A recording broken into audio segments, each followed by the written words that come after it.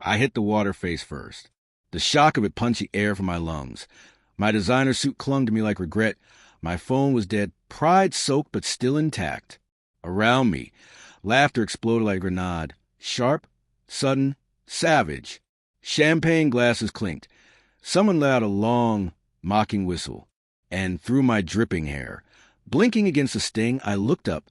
There she was, my wife, standing at the edge of the fountain, arms crossed, satisfaction curled at the corners of her lips like smoke. "You're not my husband anymore," she said. No, screamed, loud enough for every guest to hear. Then she twisted the blade, her voice icy and triumphant. "He's lucky we even let him in." Applause. Real, enthusiastic applause. Even our daughter didn't flinch. She stood with the others, a diamond engagement ring catching the afternoon sun, glinting like a weapon. I stood up, water cascading down my face and suit, hair plastered to my forehead. I smiled once, just once. Remember this moment. 3 minutes later, the front doors opened. My lawyer walked in like a storm in a tailored suit, leather folder in one hand, a security officer flanking him. The clapping stopped mid-beat. Silence rolled in like fog. She used to call me her rock. I believed her. For 27 years, I gave her everything. Built her a business from the ground up. Paid for her father's chemo. Took her mother into our home. When dementia began stealing her away, I buried her brother with my own hands after the overdose, while she collapsed into me, sobbing with real grief. There was love, once. I know it. It had roots, deep ones. But love doesn't vanish in an instant. It rusts, quietly. It corrodes the hinges of doors you stop opening. The change was gradual. Late nights, whispered calls, phones clutched tight to her chest like secrets. And then, suddenly, the laughter would die when I walked into the room. The account started draining. Joint business expenses began funding personal luxuries.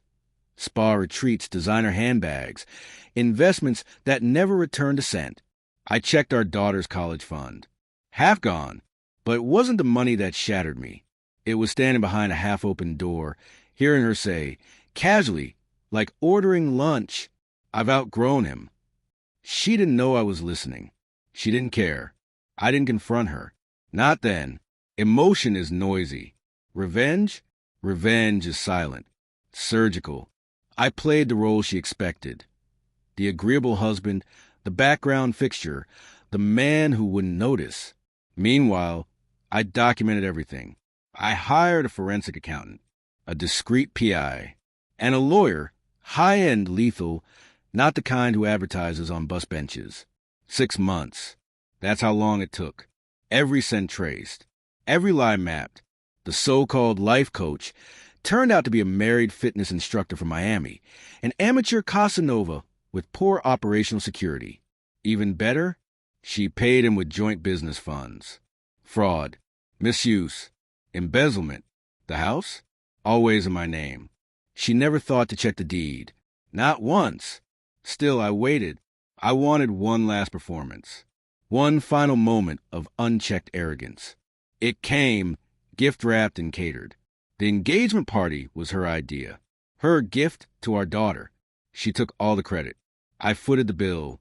The venue belonged to a friend. The caterer? My cousin. Every inch of it.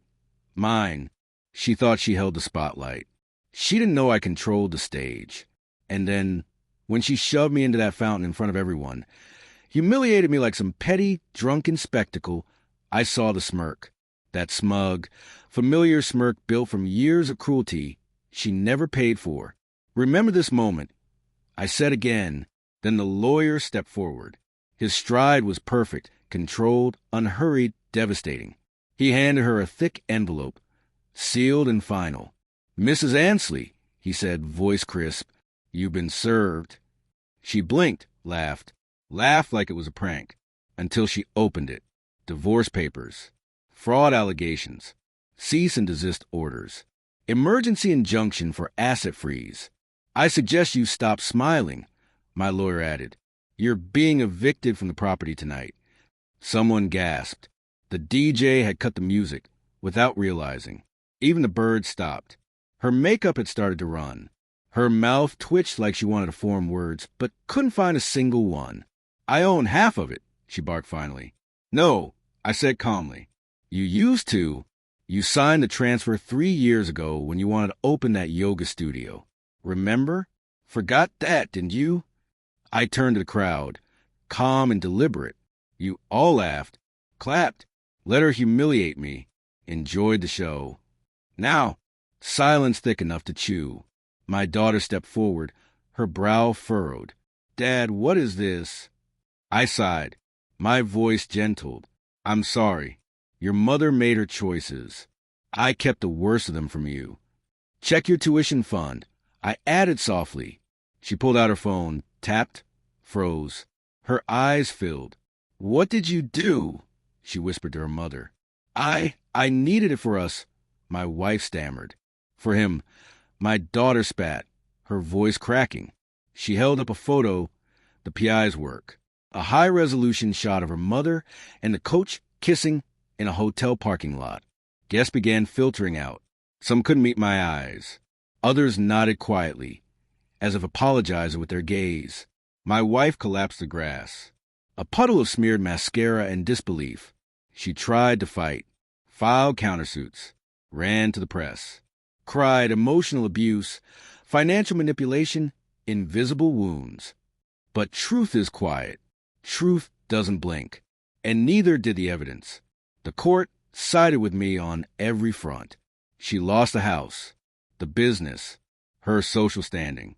I let her keep the car. Mercy or irony, I haven't decided. My daughter and I talk more now. Not about everything.